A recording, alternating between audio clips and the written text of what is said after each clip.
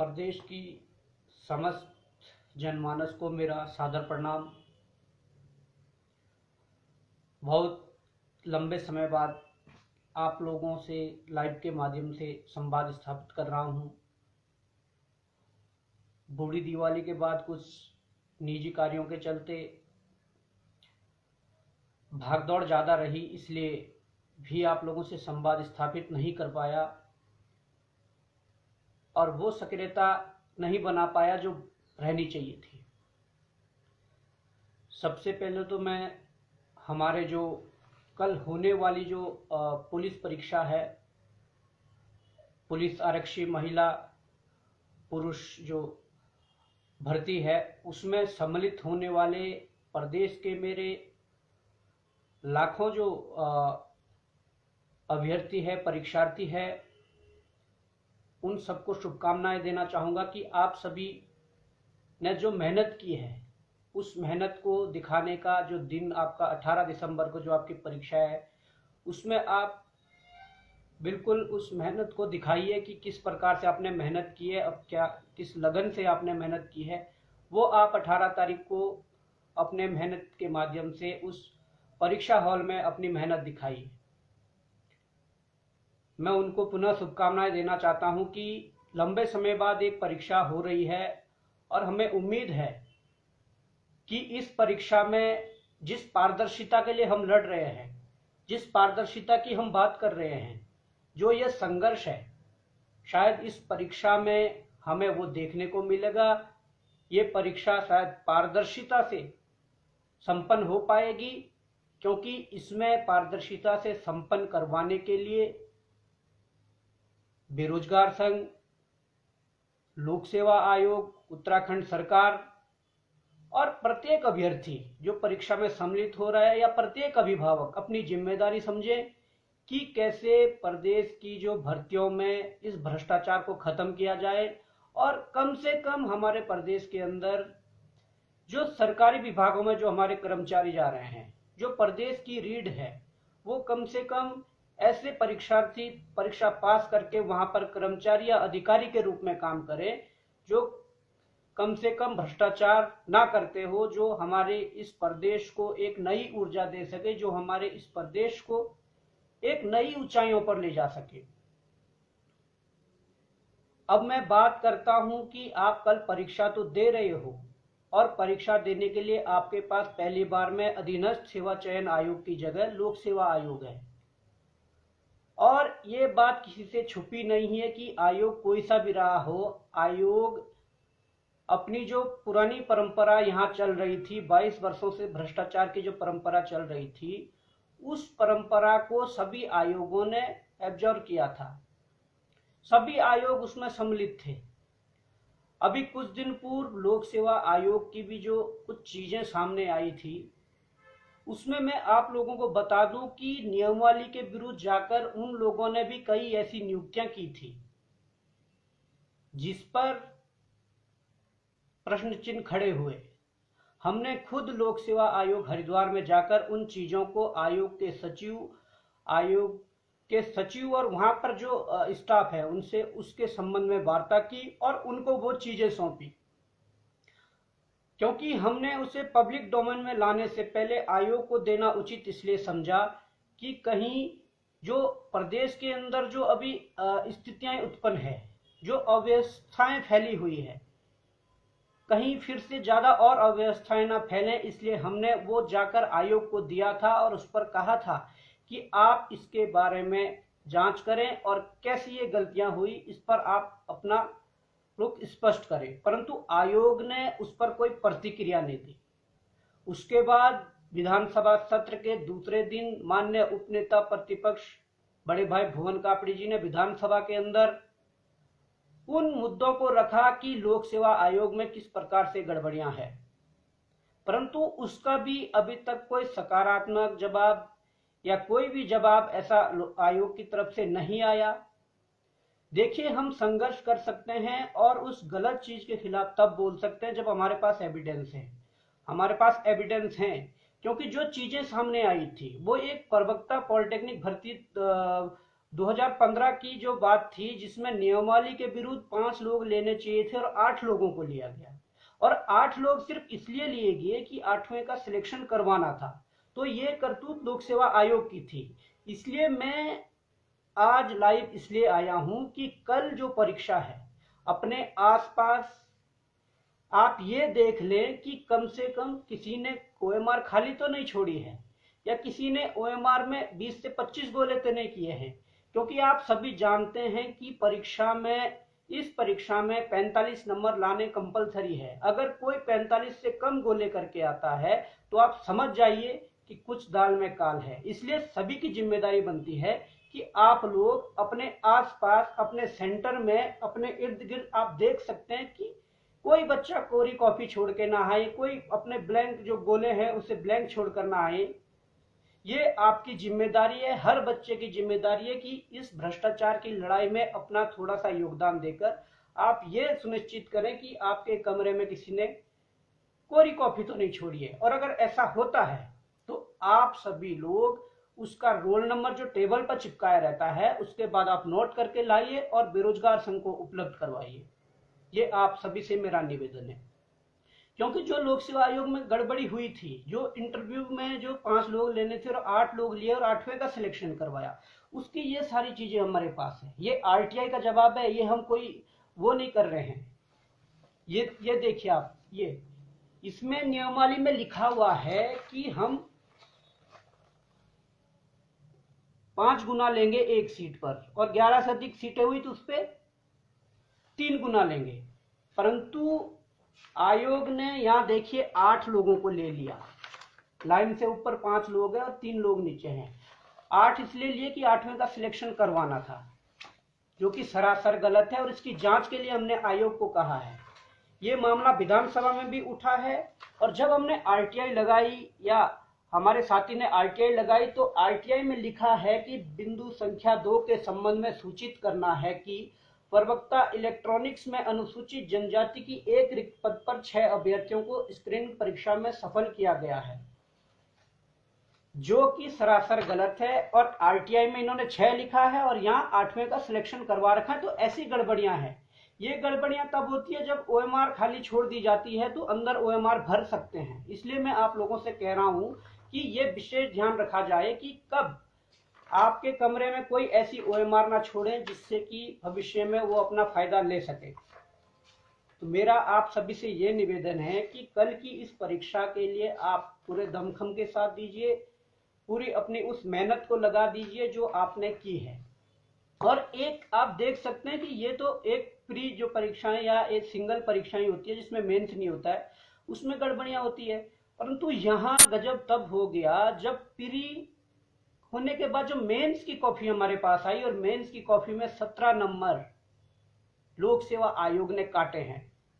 हमने जब आरटीआई के माध्यम से कॉपी मांगी तो उसमें 17 नंबर काटे हैं बच्चे को बाहर करने के लिए। आप देख सकते हैं कि किस हद तक आयोग गिर सकता है। इसलिए मैं आपको कहता हूं कि ये जिम्मेदारी सबकी बनती है। अपने आसपास, ये बात मैं बार बार इसलिए बोल रहा हूं कि अपने आसपास देखें कि ओएमआर कोई खाली ना छोड़ें, उनका रोल नंबर नोट कर लें और बेरोजगार संघ को उपलब्ध करवाएं। और दूसरी बात यह है कि ब्लूटूथ के जरिए भी देखिए, जो सेंटर हरिद्वार और रुड़की के आसपास के ऐसे सेंटर, ये कई बार बातें सामने आई है और ये उसकी पुष्टि भी हुई है, पकड़े भी गए कि ब्लूटूथ के जरिए से भी ये चीजें होती है। तो आप लोग उसका विशेष ध्यान दें, ये सबकी जिम्मेदारी बनती है। क्योंकि मेंस की कॉपी जब आई, एसीएफ मेंस की कॉपी जब हमारे पास आई तो 17 नंबर उस बच्चे के काटकर उसे बाहर कर दिया। जब आरटीआई लगाई गई तो आरटीआई में उन्होंने लिखा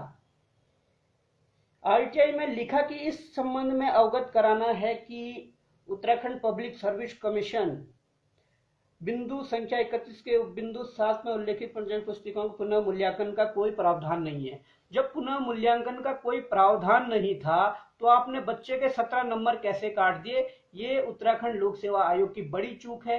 इसकी जांच के लिए, इस पर कार्रवाई करवाने के लिए हम निरंतर प्रयास कर रहे हैं। वो बात अलग है कि आयोग सुन नहीं रहा है, और हम भी वो लोग हैं कि आयोग सुने ना सुने, हम भी तब तक पीछा नहीं छोड़ने वाले जब तक दोषियों को सजा ना दिला पाए।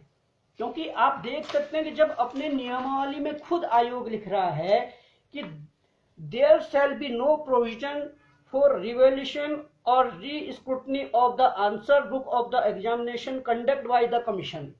जब खुद आयोग लिख रहा है अपने नियमावली में कि हमारे पास जो रीचेक जो है उसकी कोई या ओवर राइटिंग नहीं हो सकती है, आपने 17 नंबर कैसे काट दिए, ये बड़ी गड़बड़ियां हैं। इसलिए मैं आप लोगों को कह रहा हूं, पुनः बार बार कह रहा हूं कि आप लोग कल इस होने वाली परीक्षा में सबकी जिम्मेदारी है कि कैसे भ्रष्टाचार को रोका जा सकता है, कैसे भ्रष्टाचार को कम करा जा सकता है।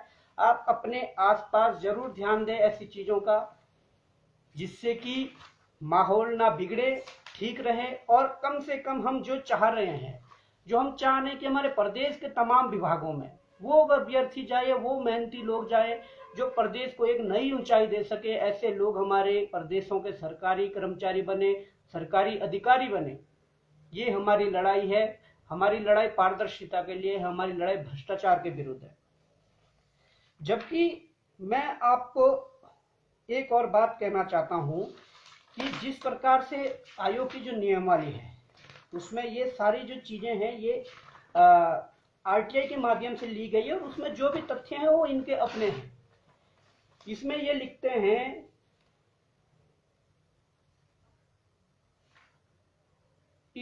हैं कि अंकतालिका अत्यंत महत्वपूर्ण अभिलेख है, अतः इसमें प्रविष्टियां अत्यंत सावधानी से निर्धारित स्तंभों में कूट अनुक्रमांकों के सामने अंकों तथा शब्दों में सफलतापूर्वक करना अपेक्षित है। यह विशेष ध्यान रखा जाए कि अंक तालिका में काट पीट अथवा अपर लेखन मतलब ओवर राइटिंग ना की जाए। जबकि ये लिखा हुआ है नियमावली में, उसके बाद आप किसी बच्चे के मेंस की कॉपी में 17 नंबर काटते हैं, तो इसका सीधा सीधा अर्थ ये है कि बड़े रसूखदार लोग, बड़े पैसे वाले लोग, बड़े पहुंच वाले लोग, बड़े राजनीतिक जिनको सह मिली होती है, वो लोग अपना पीसीएस में भी इस तरीके से करवाते होंगे। ये हमारे पास उदाहरण है। परंतु अगर इस लड़ाई में आप सबका सहयोग मिले तो इन लोगों को जरूर सजा मिलेगा जो पैसों के बल पर नौकरी लेना चाहते हैं, जो किसी राजनीतिक शय के कारण जो नौकरी लेना चाहते हैं। और ये मैं आज बता देना चाहता हूं, ये लड़ाई शुरुआत हो चुकी है और इस लड़ाई में काफी आगे ये लड़ाई पहुंच भी चुकी है। अधीनस्थ सेवा चयन आयोग में जिस प्रकार की जो जंगल राज चल रहा था, वैसा ही लोक सेवा आयोग में चल रहा है। और इन चीजों को देखने के बाद मैं ये स्पष्ट रूप से कह सकता हूं, या हम स्पष्ट रूप से ये कह सकते हैं कि लोक सेवा आयोग में धांधली कराने वाले अंदर के ही व्यक्ति होंगे, जिस प्रकार से ये चीजें सामने आ रही हैं। तो मैं स्पेशल लाइव आने का मकसद ये था कि कम से कम आप लोग कल होने वाली परीक्षा में अपने आसपास जरूर ध्यान दें कि कोई अपनी ओएमआर को खाली ना छोड़ें, कोई ब्लूटूथ के जरिए जो संभावनाएं हैं नकल करवाने की वो ना करें। खैर, पेपर लीक का तो संभावनाएं बहुत कम हो जाती है, जिस प्रकार से अभी कार्रवाई हुई है और कार्रवाई चल रही है। और इसमें हम आपको विश्वास दिलाते हैं कि इस भ्रष्टाचार की लड़ाई में हम निरंतर लड़ते रहेंगे। और मैं ये कहना चाहता हूं कि ये घपले करने वाले कितना भी बड़ा अधिकारी हो, आयोग में बैठा हुआ कितना भी बड़ा अधिकारी हो, या विधानसभा में बैठने वाला कितना भी बड़ा विधायक हो, या सचिवालय में बैठने वाला कितना भी बड़ा अधिकारी हो, या मुख्यमंत्री आवास में बैठे हुए कितने भी बड़े मुख्यमंत्री, मंत्री, विधायक सब हो, जो भी इसमें दोषी पाया जाएगा या जो जांच के दायरे में आएगा और जो जिसने ये कृत्य किए होंगे, उनको आखिरी दम तक हम छोड़ने वाले नहीं है। देखिए, समय सबका आता है। हम ये बात फिर से आप लोगों के सामने कहना चाहते हैं, भले ही आज अपनी जो आपकी कुर्सी है, आपके पास पावर है, उस पावर की वजह से आप बच जाएं, आप अपने पावर का गलत दुरुपयोग करके आप बच जाएं, परंतु एक समय ऐसा आएगा ना तो आपके पास पावर रहेगी ना आपके पास वो कुर्सी रहेगी। वो दिन ये ना हो कि आपको वो दिन जेल के अंदर देखना पड़े, जैसे अभी एग्जाम्पल सेट हुए हैं उत्तराखंड में। अधीनस्थ सेवा चयन आयोग के अधिकारियों और कर्मचारियों ने भी जब उनके पास पावर थी उसका गलत दुरुपयोग किया और आज भुगत रहे हैं। आज जब बुढ़ापे में घर पर आराम करना चाहिए था, बुढ़ापे में जब घर पर बैठना चाहिए था और बुढ़ापे की जिंदगी, आराम की जिंदगी जीनी चाहिए थी, तो आज वो जेल के अंदर जिंदगी काट रहे हैं। तो कहीं ऐसे उदाहरण आगे ना सेट हो जाएं, तो मेरा उन अधिकारियों से, उन भ्रष्टाचारियों से ये निवेदन है कि हमारे इन युवाओं के साथ, इनके अधिकारों के साथ कुठाराघात ना करें। जो पारदर्शिता परीक्षाओं में बनी रहनी चाहिए वो बनी रहनी चाहिए। हमें एक उत्तराखंड को नई ऊंचाइयों पर ले जाना है, और उत्तराखंड तब ऊंचाइयों पर जाएगा जब विभागों के अंदर कोई भ्रष्टाचारी अधिकारी नहीं होगा, भ्रष्टाचारी कर्मचारी नहीं होगा। जब वहां पर मेहनत से गए हुए बच्चे होंगे तो वो उस मेहनत की कद्र करेंगे कि किस प्रकार से मेहनत की जाती है। तो मेरा लाइव आने का विशेष मकसद यही था कि आप कल, सबकी जिम्मेदारी है कि इस करप्शन के खिलाफ कैसे लड़ा जाए। थोड़ी थोड़ी जिम्मेदारी सभी लीजिए अपने सेंटर में। आप देखिए कि कोई ओएमआर खाली ना छोड़े, कोई ब्लूटूथ के जरिए कुछ ऐसे संगीत आपको मिलते हैं तो आप उसकी शिकायत वहां पर परीक्षा सेंटर में जरूर करिए। और ऐसे जो ओएमआर खाली छोड़ेगा उसके रोल नंबर आप लिख के आएंगे और बेरोजगार संघ को उपलब्ध करवाएंगे। दूसरी बात यह है कि लंबे समय से जांच तो चल रही है, जांच लंबी चलती है, हमें इसमें कोई समस्याएं नहीं है, लंबी चले कोई दिक्कत नहीं है। परंतु जांच जब एक ऐसी स्टेज पर पहुंच जाती है कि उसमें यह पता लग सकता है कि कितनी बड़ी गड़बड़ियां हुई है, इसमें गड़बड़ियां ज्यादा हुई है, कम हुई है, उस स्टेज पर जांच जब पहुंच जाती है तो डिसीजन आसानी से लिए जा सकते हैं। और अभी तक हमारी सरकार सोई हुई है, हमारा आयोग सोया हुआ है कि आप भर्तियों पर डिसीजन ले पा रहे हैं। आप स्पष्ट करिए कि किस भर्ती में कितनी बड़ी गड़बड़ियां हुई है और इस हिसाब से हर भर्ती पर आप डिसीजन लीजिए। क्योंकि आप डिसीजन नहीं लोगे या मामले को दबाने की बात करोगे या इस प्रकार की कोई भी आप चाल खेलने की बात करोगे तो आप देख सकते हैं आप लोगों के पुराने साथी बुढ़ापे में जो घर पे आराम करना चाहिए था वो जेलों के अंदर है। हम ये कह देते हैं कि ये लड़ाई जारी रहेगी और हमें इसकी तह तक जाना है। हमें समय कितना भी लग सकता है। देखिए, सच्चाई और ईमानदारी की लड़ाई में एक बात है, समय जरूर लगता है पर आखिरकार जीत सच्चाई की होती है। ये मैं आप लोगों को आज बता रहा हूं और पहले भी कई बार बता चुका हूं। हमारी पीड़ा ये है कि प्रदेश के अंदर ऐसा सिस्टम बने जिसमें हमारे मेहनती युवा के साथ कुठाराघात ना हो।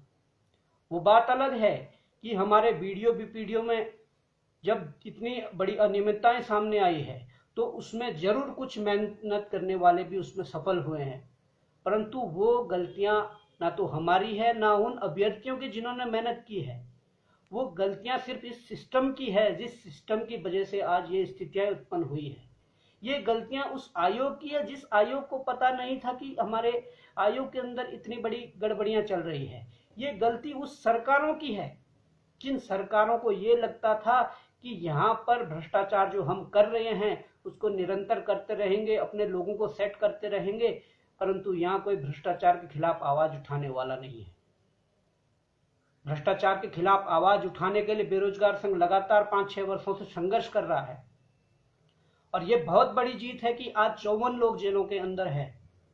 सरकार की नाकामी के कारण, सरकार की कमजोर पैरवी के कारण, आयोग की कमजोर पैरवी के कारण, पुलिस एसटीएफ की कमजोर पैरवी के कारण जो लोग बाहर आ रहे हैं वो दोष आयोग, सरकार, एसटीएफ, पुलिस का है। वो दोष ना तो इन अभ्यर्थियों का है ना बेरोजगार संघ का है। पर बेरोजगार संघ आपको विश्वास दिलाता है कि भविष्य में भी इस प्रकार की लड़ाइयों में, भ्रष्टाचार की लड़ाइयों में सबसे आगे रहेगा, सबसे आगे आकर लड़ेगा। और जो भी और समस्याएं हैं प्रदेश के अंदर, जो भी और समस्याएं, जो युवाओं से जुड़ी समस्याएं, छात्रों से जुड़ी समस्याएं, रोजगार से जुड़ी समस्याएं हैं, उस पर हमेशा मुखर होकर लड़ेगा। हम आपको बता देते हैं कि हमने बचपन से एक चीज जरूर सीखी है कि हमने कभी बैक फुट पर खेलना पसंद नहीं किया, हमने हमेशा फ्रंट फुट पर खेलना पसंद किया है। अब फ्रंट फुट पर खेलने में चीजें जो सामने आती है, फ्रंट फुट पर खेलने पर आपके दुश्मन बढ़ेंगे, हमें उसकी परवाह नहीं है। हम सच्चा काम कर रहे हैं, अच्छा काम कर रहे हैं, हमारे दुश्मन बढ़ेंगे तो बढ़े। वो अगर एक चीज ध्यान से सुन लें, जो बार बार कह रहे हैं कि बेरोजगार संघ ने कभी ये नहीं बोला है कि इन्हें नियुक्ति दो, तो बेरोजगार संघ ने ना तो चुनाव लड़ना है, बेरोजगार संघ कोई राजनीतिक दल नहीं है। आप लोगों ने तो 70 विधायकों के जो समर्थन लेटर लिए हैं, तो आप बोलिए उनको। उन 70 विधायकों में कई ऐसे महाशय हैं, कई ऐसे विधायक हैं, कई ऐसे सीनियर लीडर हैं, कई ऐसे सीनियर एमएलए हैं या मंत्री हैं जो कहते हैं यदि चयनित वाले अभ्यर्थी जाएं तो उन्हें कहते हैं कि इन्हें नियुक्ति दो, यदि दूसरे अभ्यर्थी जाते हैं तो उन्हें कहते हैं कि उनके पक्ष में कहते हैं। तो इसे राजनीति कहते हैं। मैं आपको कह दूं, वो राजनीति हमारे बस की नहीं है। हम स्पष्टवादी हैं। हम स्पष्ट रूप से कहते हैं कि जिस परीक्षा में गड़बड़ी हुई है उस परीक्षा के विरोध में कल भी खड़े थे, आज भी खड़े हैं और भविष्य में भी खड़े रहेंगे उसके विरोध में। उसके लिए आयोग, सरकार उस परीक्षा को निरस्त नहीं करती है, तो उसके लिए हमें हाई कोर्ट, सुप्रीम कोर्ट, कहीं भी जाना पड़े हम जाएंगे। बेरोजगार संघ जाएगा। संघ स्पष्ट रूप से ये कहता है कि जो गड़बड़ियों वाली परीक्षाएं हैं उनको निरस्त करें, जिसमें जब तक पेपर लीक की पुष्टि नहीं हुई थी तब तक हमने भी ये कहा कि जांच हो, जांच हो, जांच हो। परंतु जब पेपर लीक की पुष्टि जिस पेपर में हो जाती है, तो इतने बड़े भगवान कोई नहीं है आज के डेट में कि वो ये स्पष्ट कर दें कि कितने लोगों तक पेपर पहुंचा है। पेपर व्हाट्सएप के माध्यम से, टेलीग्राम के माध्यम से, फोटोकॉपी के माध्यम से या अन्य और भी माध्यम है, कैसे कैसे लोगों तक पहुंचा है, तो आप ये चीजें नहीं देख वो कर पाओगे। तो मैं इसलिए कहता हूं कि उन लोगों के लिए वो भी थोड़ा अगर निजी स्वार्थ छोड़ दें, प्रदेश हित में अगर थोड़ा सोचे। हमने तो कोई आपके साथ कोई व्यक्तिगत दुश्मनी नहीं है, हमारी किसी के साथ व्यक्तिगत दुश्मनी नहीं है कि हम ये चाहेंगे कि वो मेरा दुश्मन है इस वजह से हम ये परीक्षा रद्द करना चाहते हैं। रद्द नियमों के आधार पर रद्द होगी, कानून के आधार पर रद्द होगी, कोई भी परीक्षा जिसमें बड़ी गड़बड़ी हुई हो। और जो 8 भर्तियां हैं, हमने उसमें हमेशा कहा है कि आयोग, सरकार जल्दी जांच करे। पर वहां पर कुछ अभ्यर्थियों को लगता है कि हम तो ये नहीं बोलते कि उन्हें नियुक्ति दो। वो हम पहले भी कह चुके हैं और अभी भी कह रहे हैं। हमने हमेशा अपने मांग पत्र में, या हमेशा जब भी मुख्यमंत्री से मुलाकात हुई या जब भी आयोग के अधिकारियों से मुलाकात हुई, तो हमने ये एक बात कही कि निर्विवादित भर्तियों को आगे बढ़ाया जाए। और निर्विवादित शब्द वो शब्द है, अगर इसको परिभाषित किया जाए तो निर्विवादित वो शब्द है कि जिसमें कोई भी गड़बड़ी नहीं है, जिसमें कोई आंच नहीं है, उस भर्ती को आगे बढ़ाया जाए। जिन भर्तियों में कुछ भी नहीं है, निर्विवादित भर्तियां, उनको बढ़ाया जाए, हमने पहले से कहा है। परंतु जो जांच के दायरे में, उसको लिए हम ये तो नहीं कह सकते कि आप ज्वाइनिंग दो। हम तो यही कहेंगे कि भाई जांच है तो इसको जल्दी करिए और जांच के उपरांत इस पर निर्णय लें। जांच में क्या क्या आया है, जांच में गड़बड़ियां पाई गई है, नहीं पाई गई है, उस आधार पर निर्णय लें। और जिसमें पुष्टि हो चुकी है, जिन परीक्षाओं में पुष्टि हो चुकी है कि धांधली हुई है, पेपर लीक हुआ है, उन परीक्षाओं को निरस्त करना चाहिए। और जितने जल्दी हो सके उतने जल्दी इन युवाओं को न्याय मिलेगा, क्योंकि जितने जल्दी वो गड़बड़ी वाली परीक्षा निरस्त होगी उतने जल्दी दोबारा उसका पेपर होगा। ये भी आप लोगों को देखना पड़ेगा। और निरस्त जहां तक वीडियो की बात है, जहां पर सचिवालय रक्षक की बात है, वन दरोगा की बात है, जिनमें बड़े पैमाने पर धांधली स्पष्ट रूप से उजागर हो चुकी है, उन परीक्षाओं को यदि निरस्त नहीं करते हैं तो उन परीक्षाओं के विरुद्ध या उस परीक्षाओं के मामले में सरकार के विरुद्ध, आयोग के विरुद्ध लड़ने के लिए हमें किसी भी स्तर तक जाना पड़ेगा। हम जाएंगे, हम लड़ेंगे, क्योंकि हमने पहले दिन से ही कहा है कि अन्याय सहन नहीं होगा।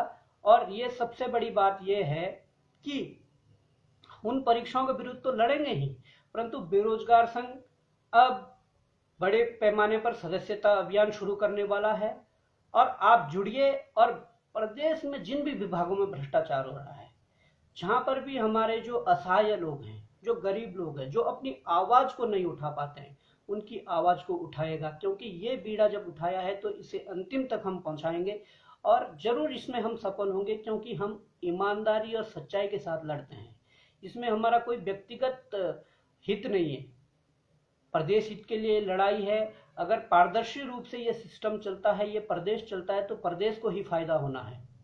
और बेरोजगार संघ कल भी काम कर रहा था, आज भी काम कर रहा है और भविष्य में भी काम करेगा। हम रहे ना रहे, पर बेरोजगार संघ भविष्य में भी काम करेगा।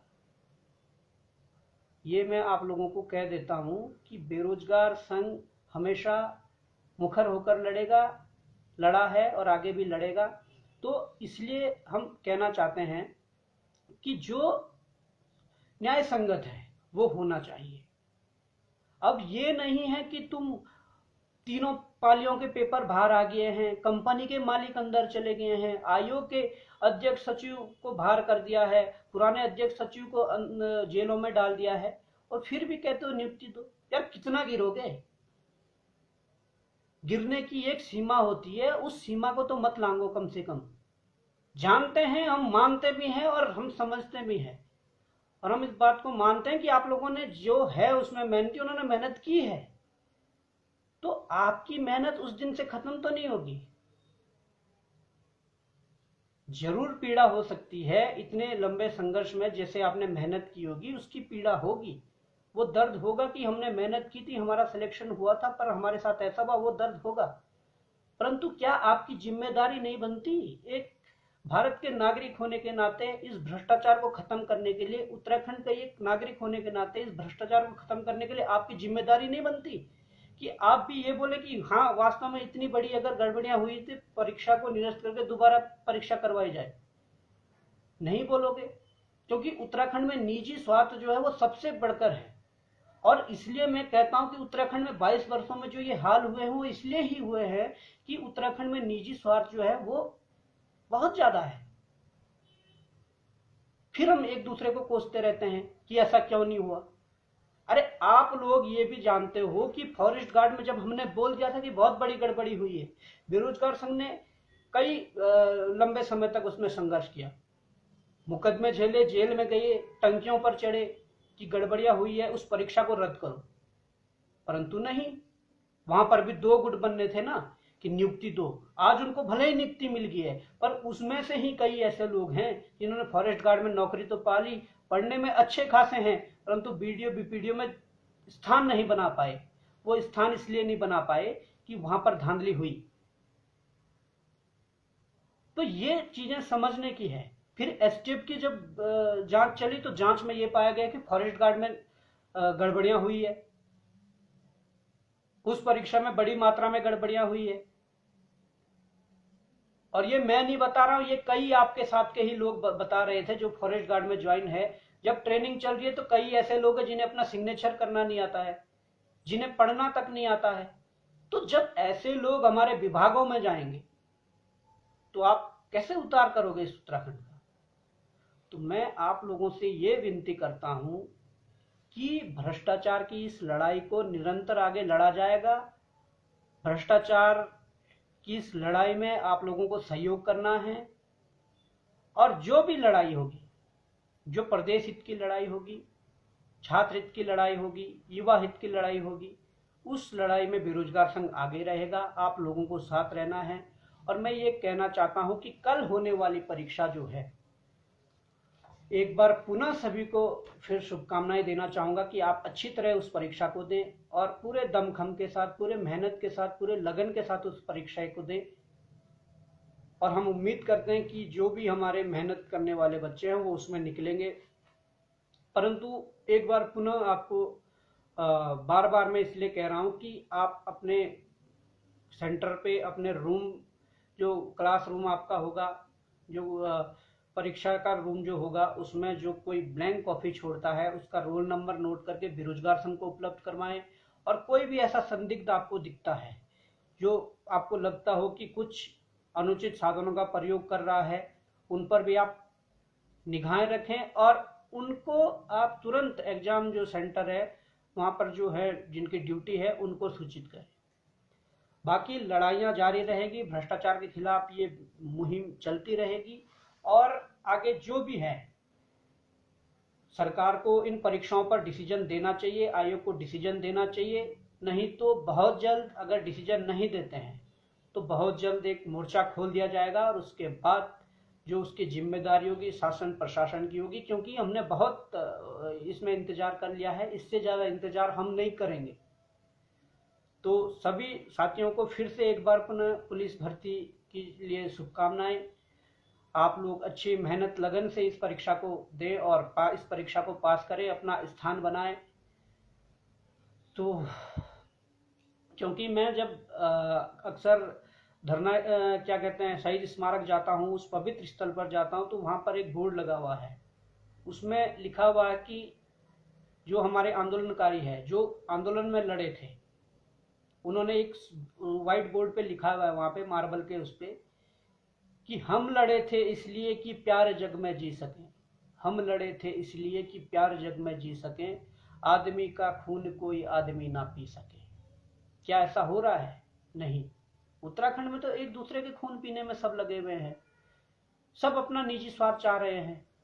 कोई भी ऐसा नहीं चाह रहा कि कैसे इस प्रदेश को नई ऊर्जा दी जा सके, कैसे इस प्रदेश को नई ऊंचाइयों पर ले जा सके। इस पर विचार करने की जरूरत है, इस पर मंथन करने की जरूरत है। जब आप अपना निजी स्वार्थ छोड़कर जब थोड़ा प्रदेश हित में सोचोगे, इस देवभूमि के बारे में सोचोगे, तो मुझे विश्वास है कि आपको बल मिलेगा, आपको सद्बुद्धि मिलेगी। तो वो चीजें हमें सोचनी है। आप अच्छी बात है कि परीक्षाओं की तैयारी कर रहे हो, पर परीक्षाओं की तैयारी करने के साथ आप नौकरी तो लग जाओगे, पर एक अच्छा इंसान, एक सामाजिक इंसान बनना आप लोगों को जरूरी है, जो कि आपके पूरे जीवन भर काम आएगा। तो साथियों, आज के लिए इतना ही। बहुत बहुत धन्यवाद, बहुत बहुत आभार आप सभी का। जय हिंद, जय भारत, जय उत्तराखंड।